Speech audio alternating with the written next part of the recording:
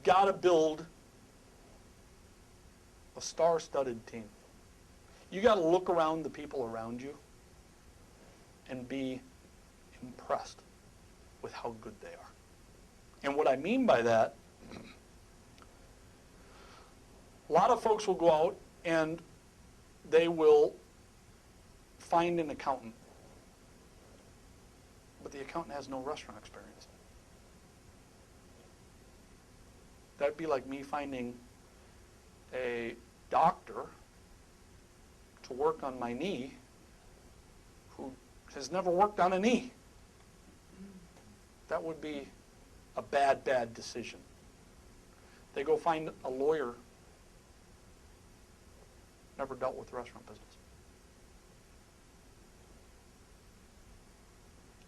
What about managers? How important do you think a shift manager is? An assistant manager? What about waitresses or waiters? How important do you think those people are? Now, I found from my own experiences, this last summer, we were working on a client project in Haiti, of all places. If you've never built restaurants in Haiti, trust me, unique experience. Everything I thought I knew about building restaurants got tested in Haiti because they, for the most part, don't have running water. For the most part, don't have instant access to electricity and gas. For the most part, they have no infrastructure. Most of the people there didn't speak English. I struggle with English myself, but at the very least, that's the only thing I speak. None of them have ever worked in restaurants. See, in most countries, you go find employees that have worked in restaurants, and they bring some of that expertise with them, and then you have to retrain them from all the stupid things they do that their last boss let them do. But at the very least, I have a guideline I can start with. In Haiti, you don't have that guideline.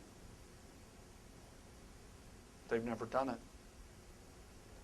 But yet here, with restaurants that we deal with, I see that a lot too.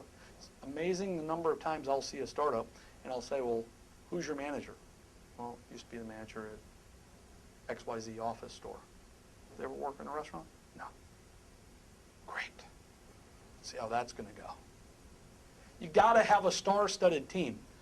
In our world, I call it my starting five. I got to have at least 5 people that I would put up against anybody.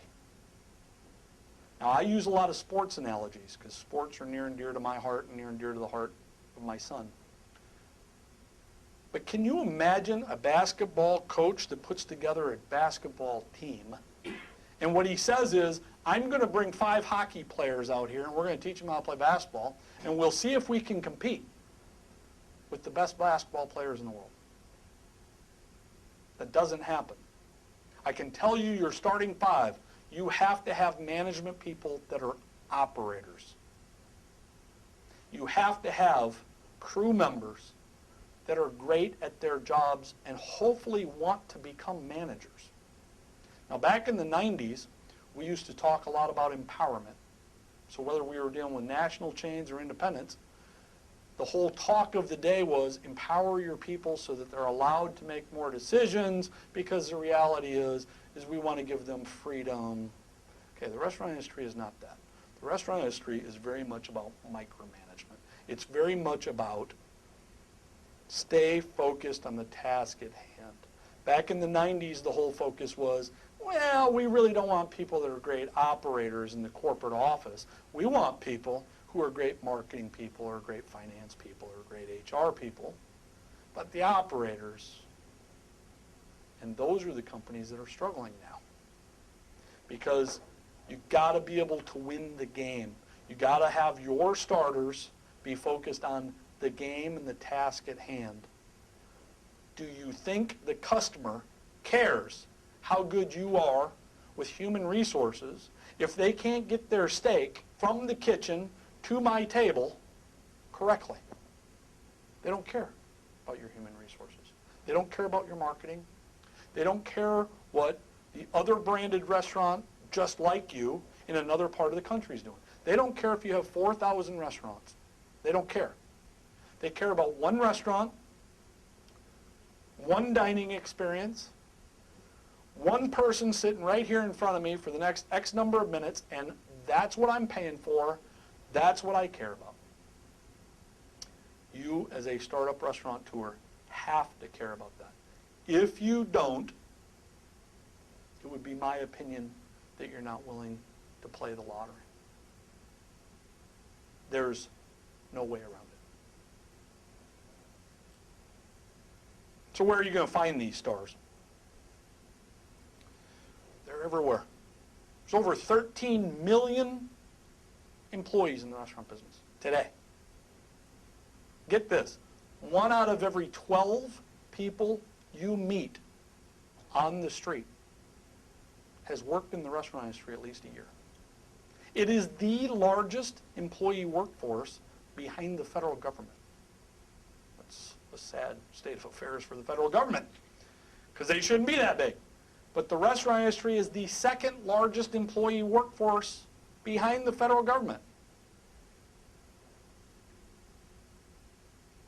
The pool is giant. There's over 150,000 product and service vendors who sell something to the restaurant industry. Over 150,000. So the pool is giant.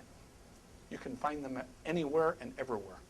I suggest you become one of those great starting 5 that literally is passionate about operations, wants to run the floor, and then the other starting 5 you're going to find to support you, you talk to a whole lot of people. And if the word coming out is not operations, operations, operations, customer service, hospitality, quality, service, cleanliness, accuracy, if that's not their focus, you don't need them to be a part of your starting 5. Doesn't mean you don't need them. You might need them to be some of the folks coming off the bench, but they're not your starting 5.